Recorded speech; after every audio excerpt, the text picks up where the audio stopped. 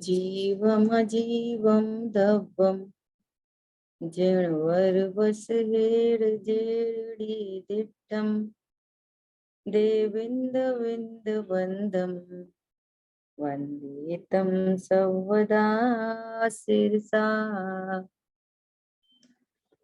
द्रव्य संग्रह जी ग्रंथ, और इस ग्रंथ की भी हम लोग देवी गाथा पर विगत कई दिनों से स्वाध्याय चल रही है।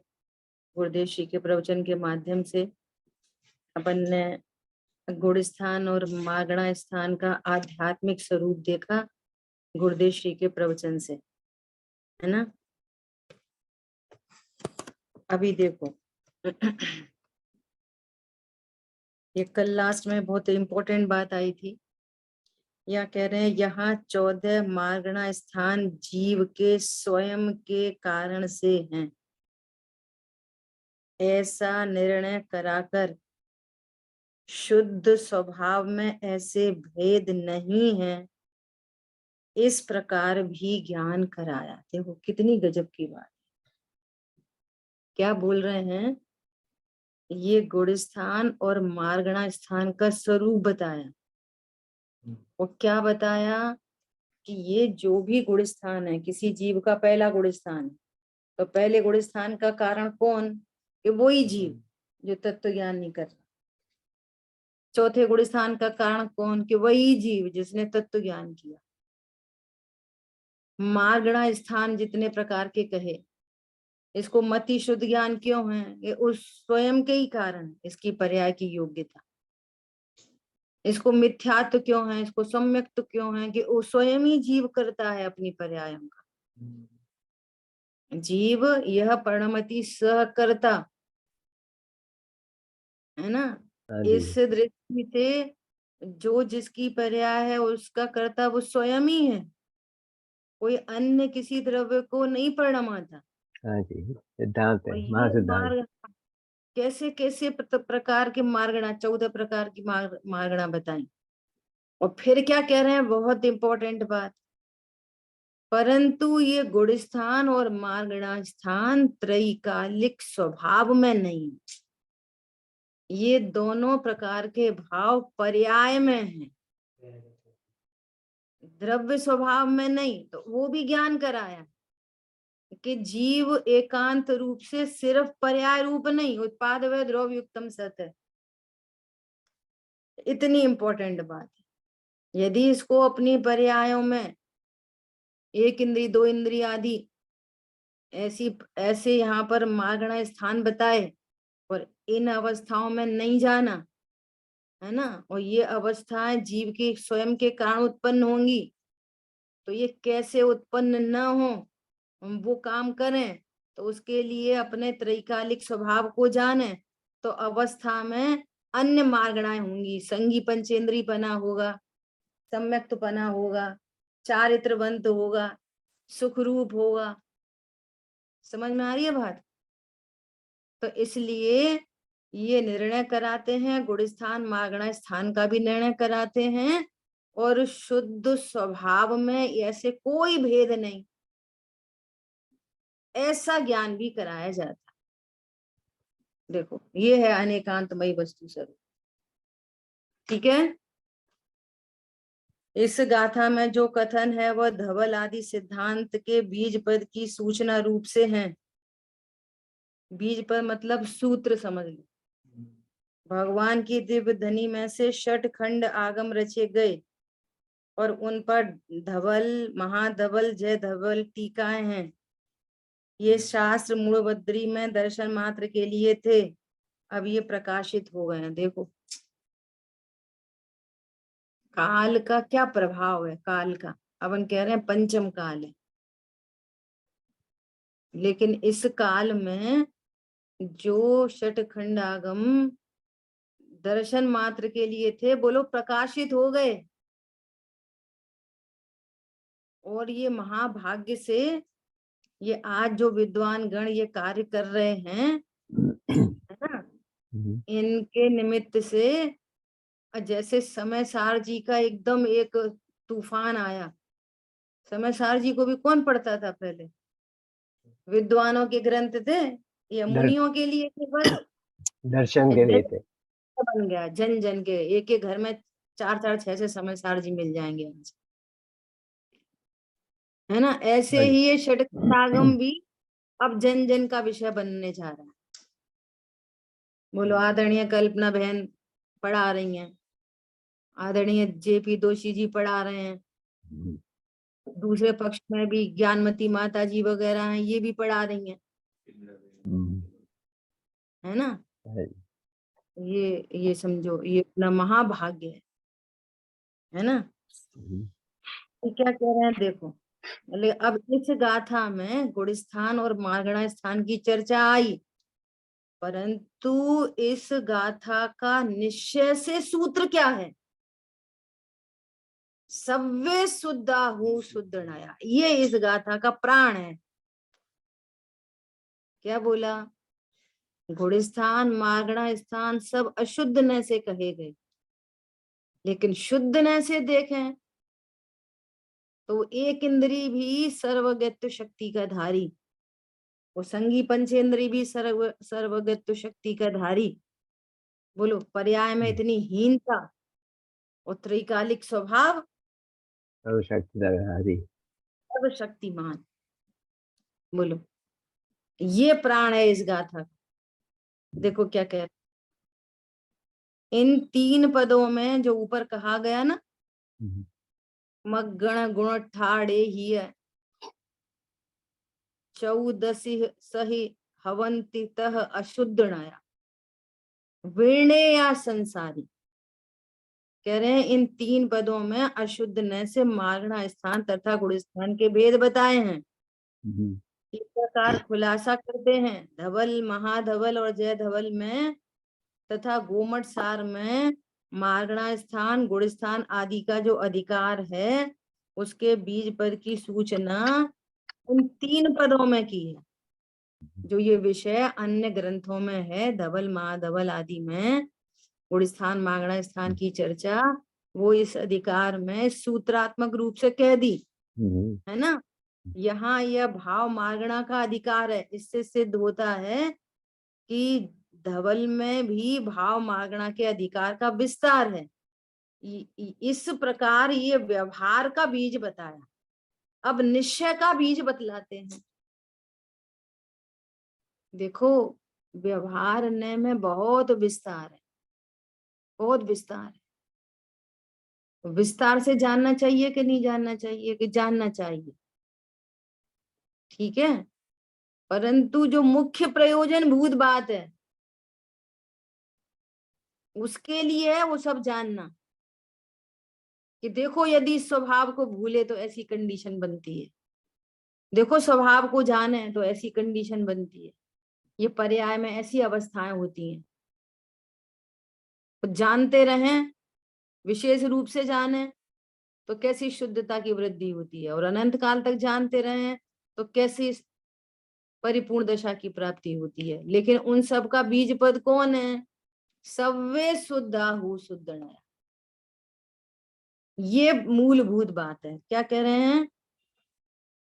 अब निश्चय का भी बतलाते हैं, निश्चय का अधिकार एक पद में बताते हैं कि सव्वे शुद्धा हूँ शुद्ध नया, शुद्ध आत्म तत्व को प्रकाशित करने वाले पंचास्तिकाय, प्रवचन सार तथा समय सार नामक 3 प्राभृत हैं। उनमें विद्यमान अध्यात्म के बीज इस चौथे पद द्वारा सूचित किए हैं। प्रत्येक जीव भव्य हो अथवा अभव्य हो, साधक हो अथवा बाधक हो। अब सुनो गुरुदेव श्री कैसी बात कह रहे हैं, वो कितनी ताकत चाहिए। क्या कह रहे हैं? कोई शताधिक गायों को काटने वाला तीव्र कषाय, 100 से भी अधिक गायों को काटने वाला हो, बोलो कितनी ताकत चाहिए। तब भी उसके विकार एक समय की पर्याय में है। बोलो, है सामर्थ्य इतना विकारी परिणमन देख के भी हम उससे भगवान आत्मा देख सकें? बहुत ताकत चाहिए। बोलो। और वे सब जीव निगोद से लेकर सर्व संसारी जीव शुद्ध न से शुद्ध ही हैं। बोलो। सारे जीव शुद्ध न से शुद्ध हैं।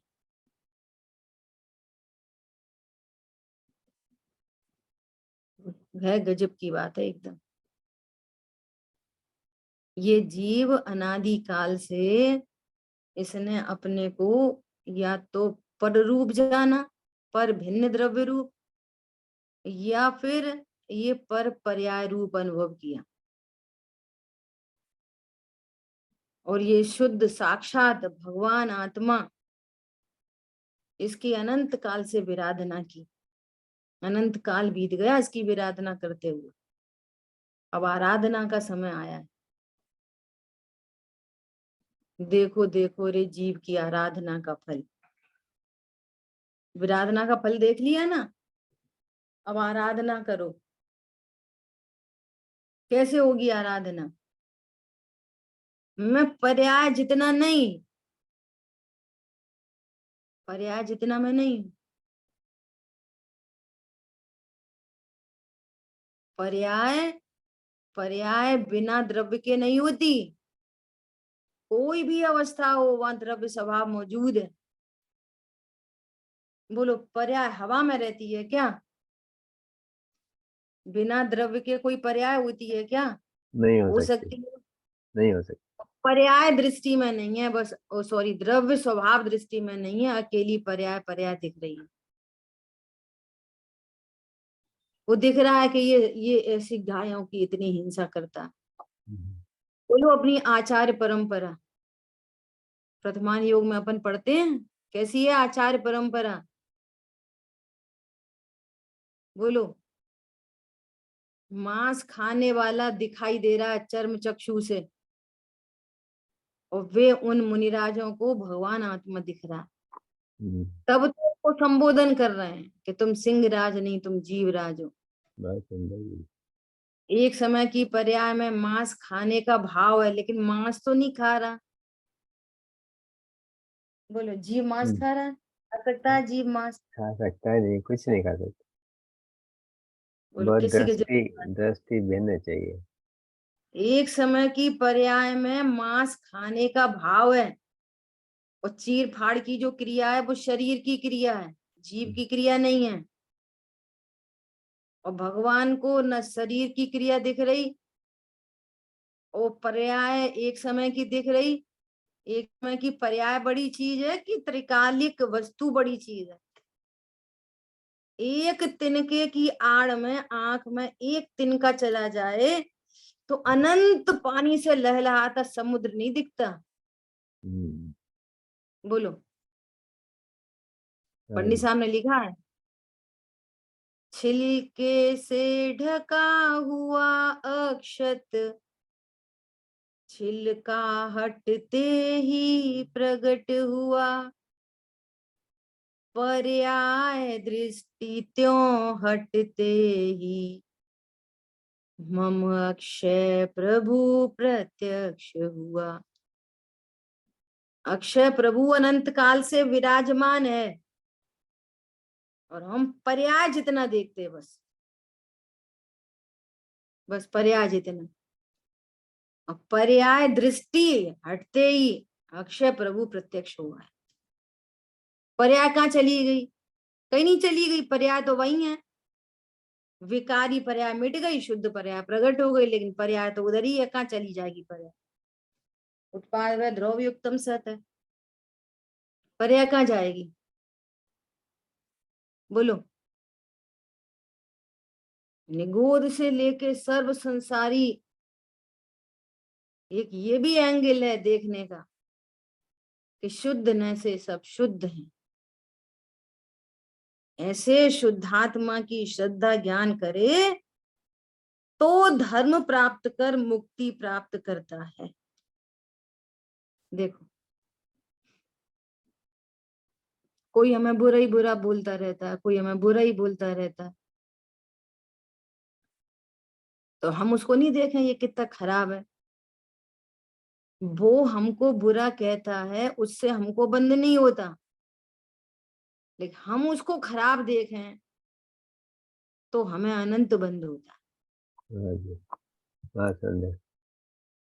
हमको अनंत बंद होता है। और बिल्कुल। हम उसकी एक समय की पर्याय को गौड़ करके हम उसको भगवान आत्मा देख रहे, तो हमको लाभ होता है। वो हमें बुरा देख रहा है, वो उसकी दृष्टि है, हम उसको भगवान आत्मा देखते हैं, ये हमारी दृष्टि है। हम्म, हमारी दृष्टि से हमें राग द्वेष नहीं होंगे फिर। हाँ जी, हमने अपने को राग द्वेष से बचा लिया। बहुत सुंदर। समझ आ रही बात? हाँ जी। उसका क्या करना, उसका हम क्या कर सकते हैं, उसकी वो जाने। वो तो भी हमें बुरा कहता, तो कहने दो, कहने दो। हम तो जीव राजा देखेंगे। समझ आई बात? हम्म, यहाँ पर कह रहे हैं ऐसी शुद्धात्मा की श्रद्धा ज्ञान करे तो धर्म की जगह पर लिखो तो शांति प्रकट होती है, तो निश्चिंता प्रकट होती है, तो आनंद प्रकट होता है। हमें शांति चाहिए ना, हम्म, आनंद चाहिए, पीस ऑफ माइंड चाहिए, तो पीस होता है। सबको जीव बने दे, सबको ज्ञान स्वरूपी दे,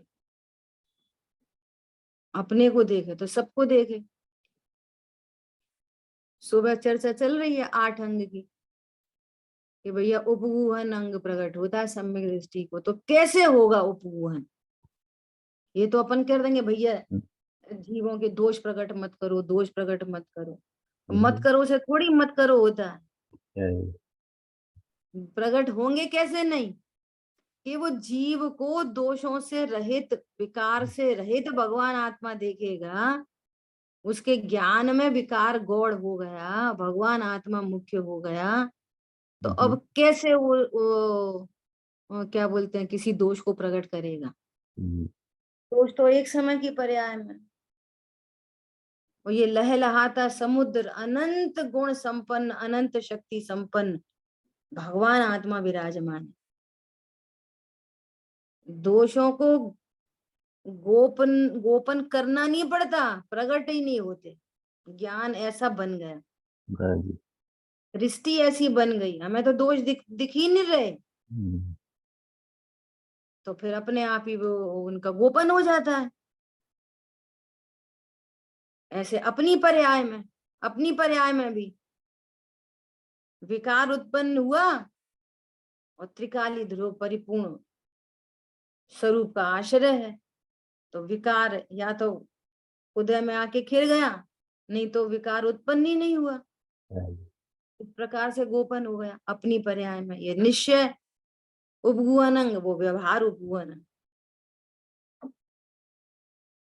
समझ आई बात? बहुत सुंदर। इतना अद्भुत सुंदर मार्ग है जिन शासन।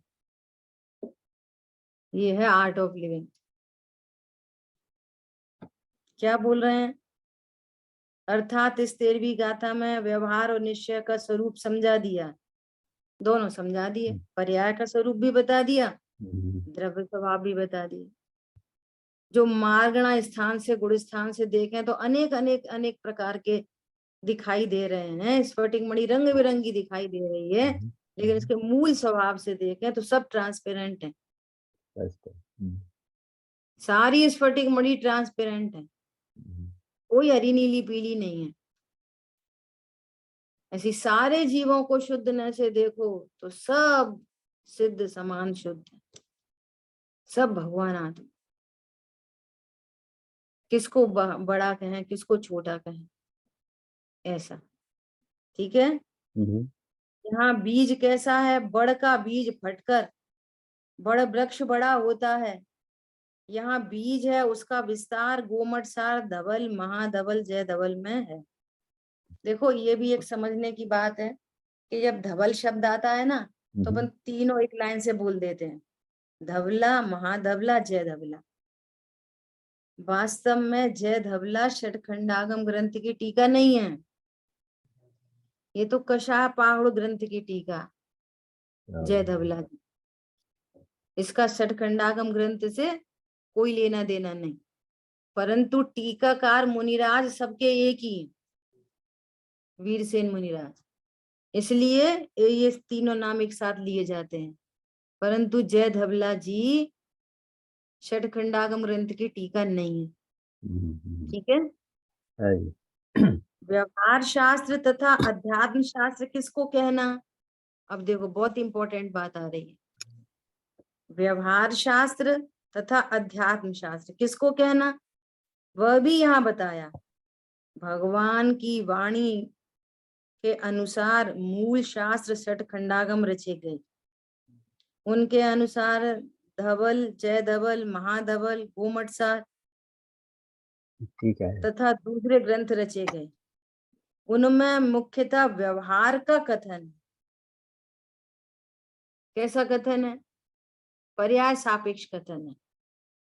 रागी देह जीव, द्वेषी जीव, एक इंद्रिय जीव, दो इंद्रिय जीव, त्रस, स्थावर, संसारी, मुक्त, ज्ञान के भेद प्रभेद, दर्शन के भेद प्रभेद, सम्यक्त के भेद प्रभेद, ये सारी चर्चा है ना। और आत्मा अखंड शुद्ध निश्चय न है, ऐसी दृष्टि का कथन पंचास्तिका, प्रवचन सार, समय सार, ऐसे 3 प्रावत में आता है। इस प्रकार सर्वज्ञ कथित निश्चय व्यवहार के ग्रंथों का स्वरूप बताया। इससे विरुद्ध हो तो वह भगवान की वाणी अनुसार नहीं है, किंतु खोटे असत्य शास्त्र हैं। अब यही वाली बात है। क्या बात है कि समय सार जी से पहले ये सब आगम ग्रंथ लिखे जा चुके थे। इनमें संयोगी कथन किए गए, निमित्त के कथन किए गए, कर्म फिलोसफी का ज्ञान कराया गया, 3 लोक की रचना का ज्ञान कराया गया। अब एकत्व विभक्त आत्मा को बताना कितना कठिन काम था, तब वो काम समय सार जी में हुआ।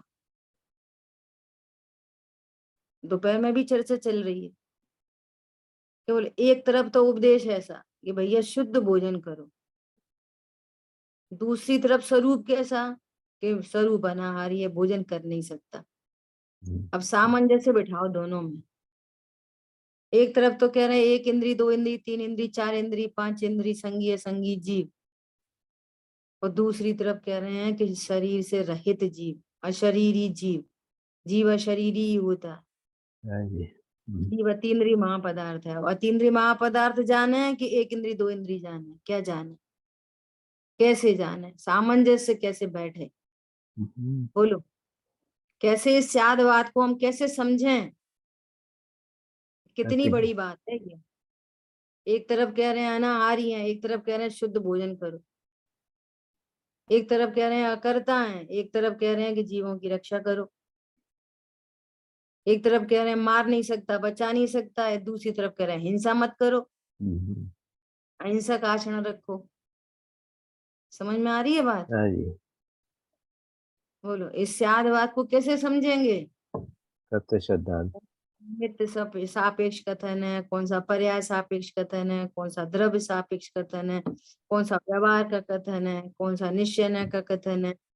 वस्तु में निश्चय व्यवहार नहीं है, इसके निरूपण कैसे किया जा रहा?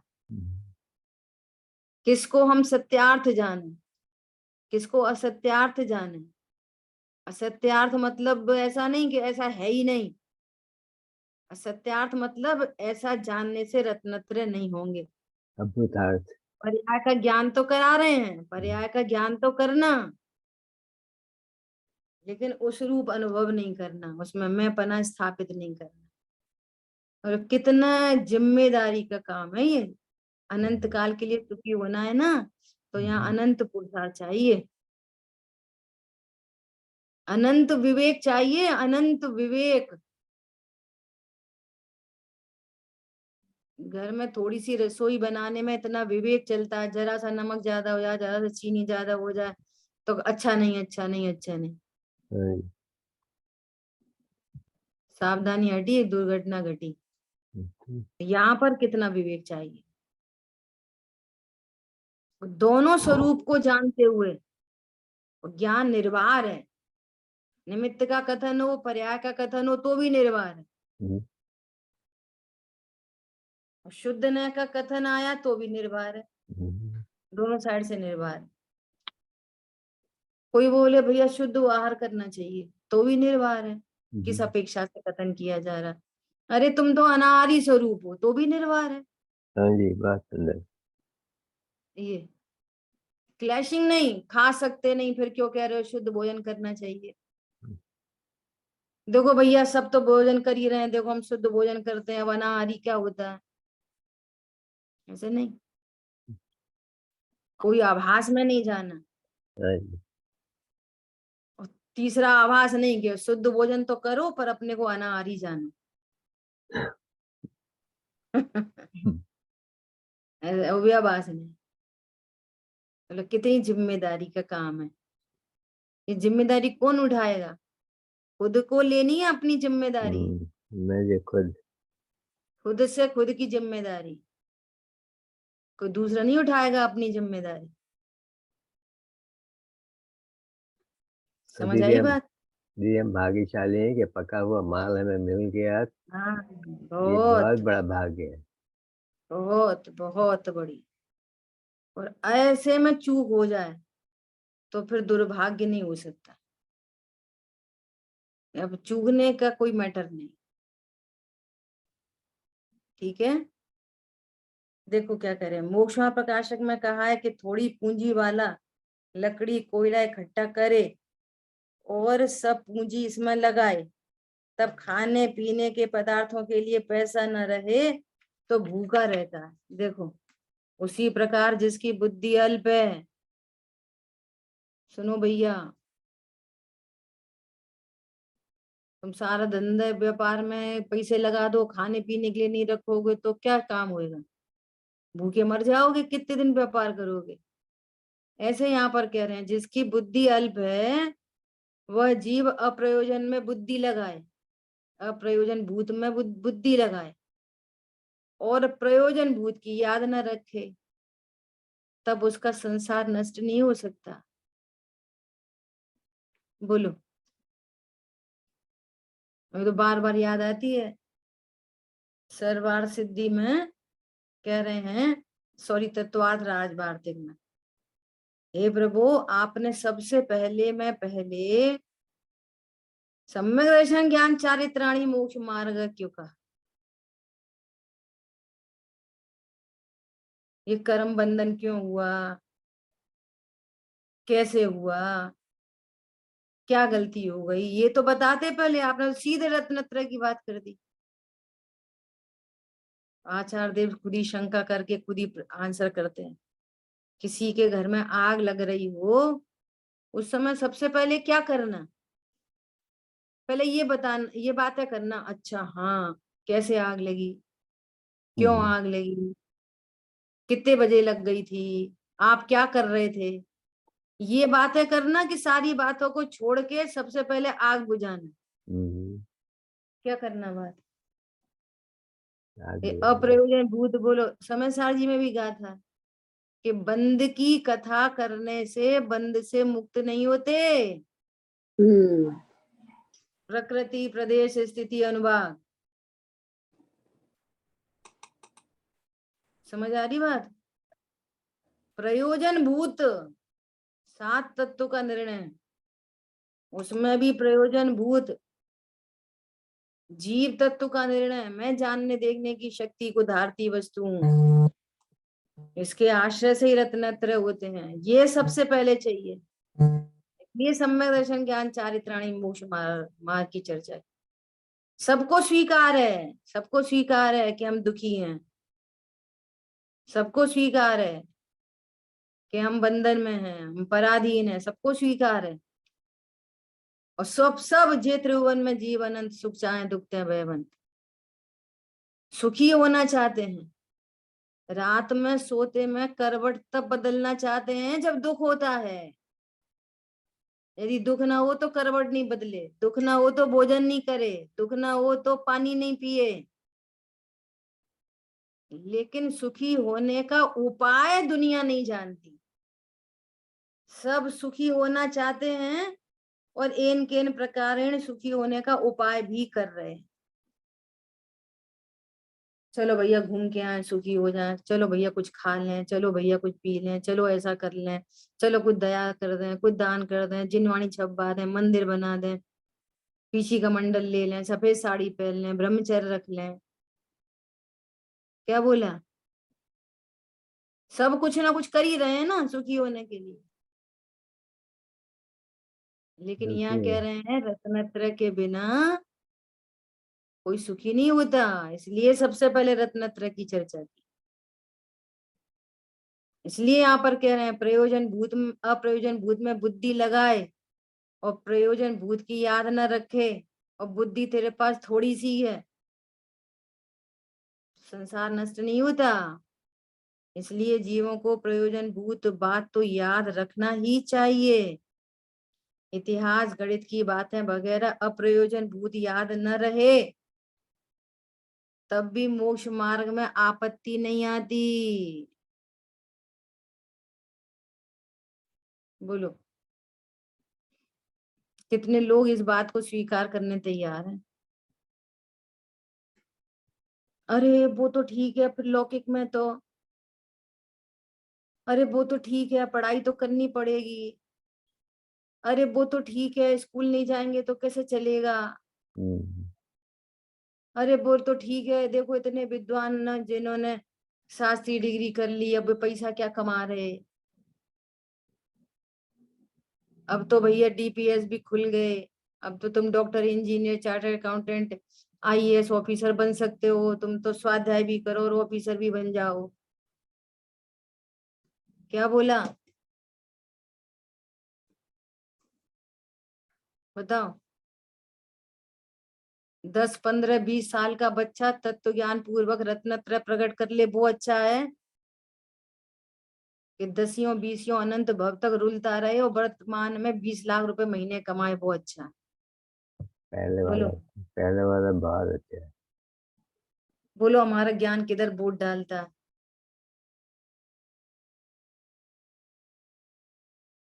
समझ में आ रही है बात? ये तो हमारे आदरणीय दादाश्री हैं जो खुल्लम खुल्ला कहते हैं अच्छा, हमारे यहाँ कोई लौकिक वौकिक का कोई चक्कर नहीं, यहाँ आराधना करने आओ तो आओ, और यहाँ से जाके प्रभाव ना करो तो आओ। यहाँ बात कोई है। गारंटी नहीं है, हम कोई गारंटी नहीं देते कि तुम हम नौकरी पे लगवाएंगे और ये करेंगे वो करेंगे। आराधना हम्म, करने के लिए प्रभाव ना करने के लिए आ रहे हो तो टोडरमल स्मारक में हम्म, हमारा एक ही सूत्री प्रोग्राम है, दूसरा हमारा प्रोग्राम नहीं है। खुल्लम खुल्ला आह्वान। समझ में आ रही है बात? बात है। इतने क्लियर कॉन्सेप्ट है, क्यों सुखी होने का यही मार्ग है। यहाँ तो जिनवाणी में हो रहने वाले अनेक अप्रयोजन भूत जो भी टॉपिक्स हैं उनको अप्रयोजन भूत कह रहे हैं। पहले प्रयोजन भूत को जान लो फिर अप्रयोजन भूत को जानना, right, पहले अपना काम करना। जिनवाणी में आए हुए कथनों को जहाँ अप्रयोजन भूत में डाटा बांट दिया तो फिर लौकिक में कौन सा प्रयोजन भूत है, उनसे मेरा कौन सा प्रयोजन सदता है? पैसे से कौन सा प्रयोजन सदेगा? बोलो कोई बोलो। धूल कहा ना आपको। यहाँ तो कितने उदाहरण हैं। 8 साल के बच्चे ने सम्यक दर्शन तो छोड़ो अनंत पद को प्राप्त कर लिया, और अब क्या चाहिए?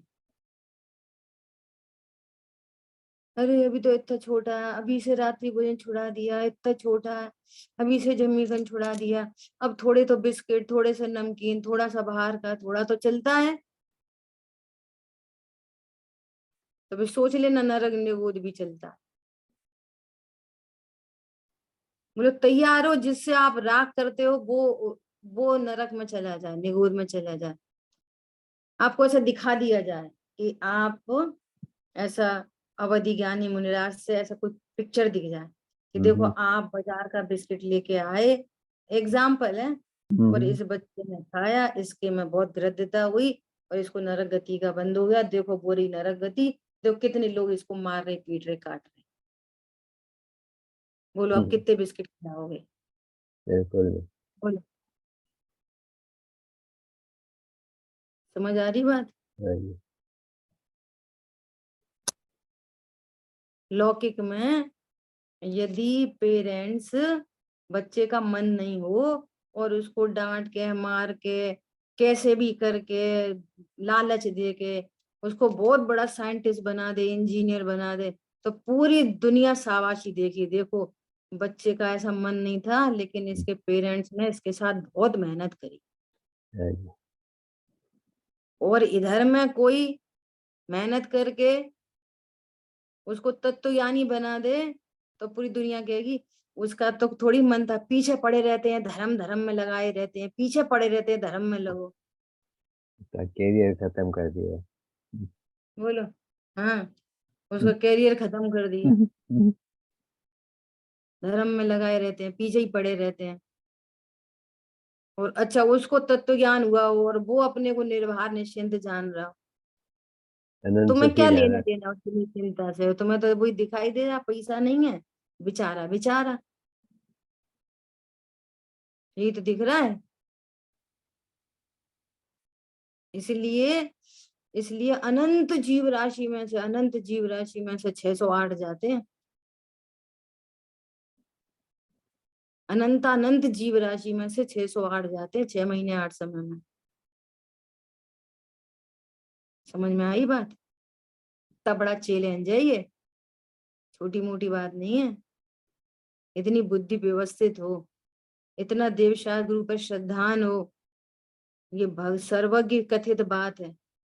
हमसे हो पा रहा है नहीं हो पा रहा सेकेंडरी मैटर है, लेकिन हमारा श्रद्धान है ये परम सत्य। क्या कहा? हम कम कर पा रहे हो, ज्यादा कर पा रहे हो, डिफरेंट मैटर है, पर ये हमारा श्रद्धान है, ये परम सत्य बात है।